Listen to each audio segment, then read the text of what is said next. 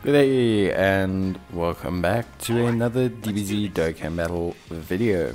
In this video we are going to be taking a look at the challenge to use only Dragon Ball Heroes units in the brand new Super Dragon Ball Heroes Cumber stage. So this is the final stage of the Super Dragon Ball Heroes Red Zone, and basically we're going to take a look at how you can complete it using only Super Dragon Ball Heroes units.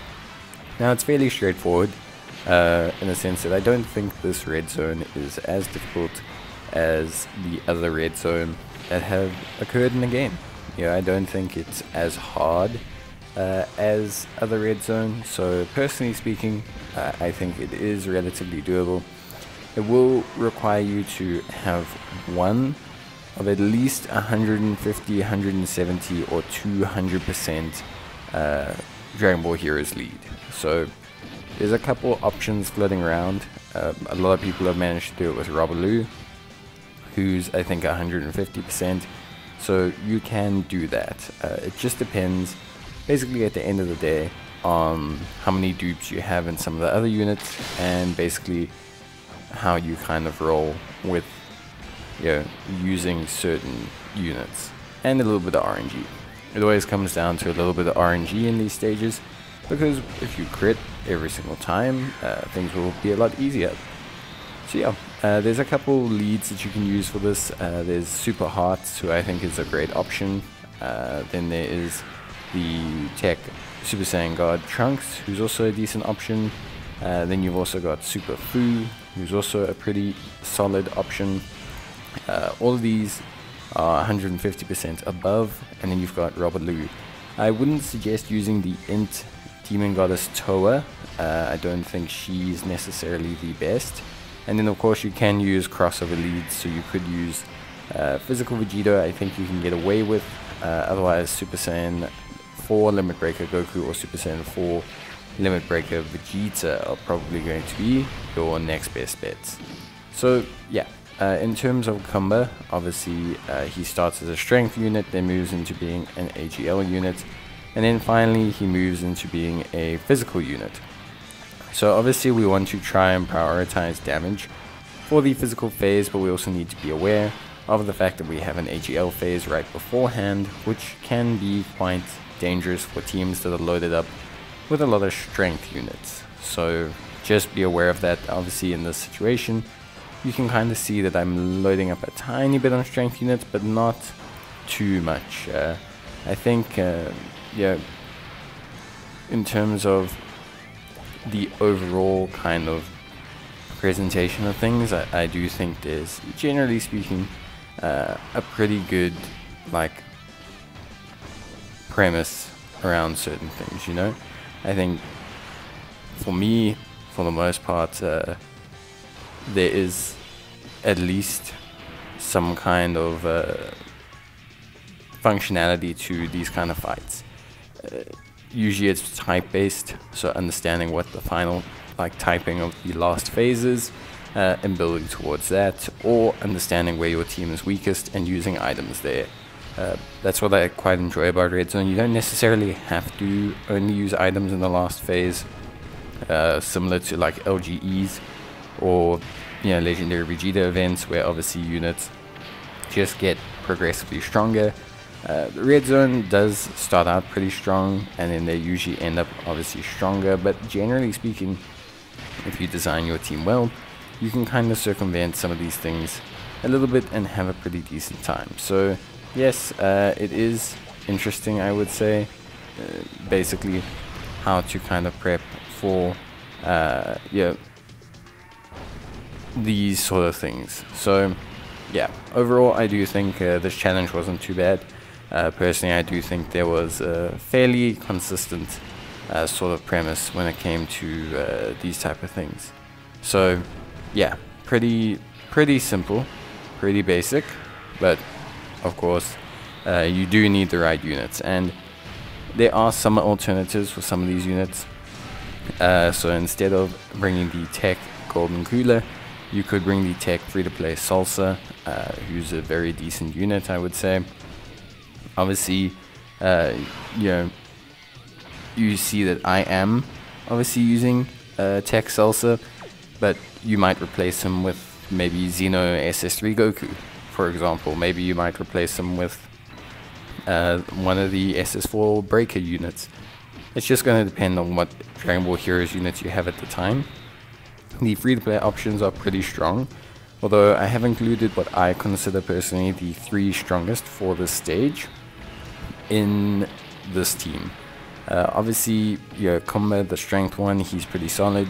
You can put him in the first slot. If he takes a hit, he can obviously do additional attacks, which is always super helpful. But then, of course, again, you know, if you look at like the, how can I say, overall functionality of the team, I would say Cumber is pretty rock solid as a unit, you know, at least for me. Obviously, he can struggle in this AGL phase. We do want to be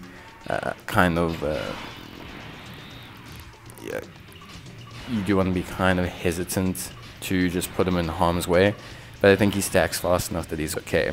Salsa, the evasion generally is what you're relying on. He's got type advantage against this AoE level of phase where Cumber is throwing out AoE normal attacks, which does help him here, and then he does have evasion and generally decent defense after firing off his supers, which is again super helpful. Super Hearts I do think is the best lead overall for this team. A couple of reasons. Firstly, type advantage against the final phase is a huge bonus considering how much damage he can put out on a full extreme team, which is why I haven't included any super units. I want to try and keep it fully extreme. I think for the most part it's very solid, and I think that's the best way to go about it. You can link up Hearts with himself, so you transform the one, you link him up with the other, and you've got 2 great options for the final phase. I think Hearts is a very, very solid unit. I think he does a great job as a unit. He can do some really crazy damage in a full extreme Dragon Ball Heroes kind of cross lineup. So it is pretty cool to see just how much damage he can do in that situation. AGL Arms is a pretty interesting unit. I think he starts off slow. He does need to be hit a couple times, which is something I think, you know, will put a couple players off of him. But I think once he's fully built up, he does sit at a very, very nice defensive threshold. He can do some pretty good damage, and the support functionality that he brings is always, you know, highly valued. Not to mention, he does have the ability to stun the opposition. This is useful during the first phase when you are, you know, tackling, how can I say, the when you are tackling the strength combo, because strength combo can be, you know, stunned in the first phase, and by stunning him you will, to a certain extent, almost eliminate any concerns there. And if you can kind of start off on a strong foot, these events tend to be substantially easier in principle than if you don't start on a strong starting point. So those are just yeah, some of the things obviously that I'd like to mention. I do think Robaloo is a great choice. Robaloo, for me, I think she's a really good unit. I think her combination of skills is what makes her so enticing to utilize. Robaloo, she's got that greatly raising attack and defense, which is great. She's obviously pretty good defensively after super, which is pretty good. She also gains defense with every rainbow orb she obtains. She heals you as well. And she has the 70% chance of having the Scouter effect, which does come in handy. So Robaloo, I think, for me at least, is pretty good. I like Robaloo quite a lot as a unit. Some people have mixed feelings about her. It depends a lot on whether you get her, like some people never see her 4C super attacks and they think it just never procs. Some people do see it and they love it. So that is the only real thing, obviously, that I think kind of can leave a bit of a mixed bag on her. But for me, I love her kit. I love everything about her. Hearts, great unit. I think he's really fun to use. And he looks really good in this situation. Obviously, he's actually more a second slot unit than a front slot tank. It's mainly just the type disadvantage that Cumber has against him that really allows him to kind of tank in this situation. Obviously, for me, he could look really good. And yeah, I think you can see by his damage, he can put out some really big numbers, which is always appreciated, I think. Putting out such big numbers is always good. It's always great, and it really can, like I say, it really can just set you up for the win. When you got a unit that's doing such a heavy load of damage, it's very similar to LR Metal Cooler. Sorry, LR Final Form Cooler. Because of the fact that he's launching 4 attacks of 3, 5, 6, 7, 8 million, and he's firing a 10 million Ultra Super, and you got his active skill, and you can build him full crits, and because of all these factors, obviously mixed with his decent, very decent defensive kit, it makes him look really good, because when it all clicks, he can decimate the unit.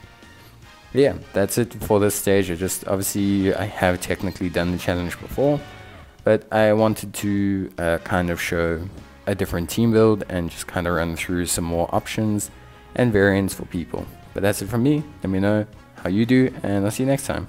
Bye.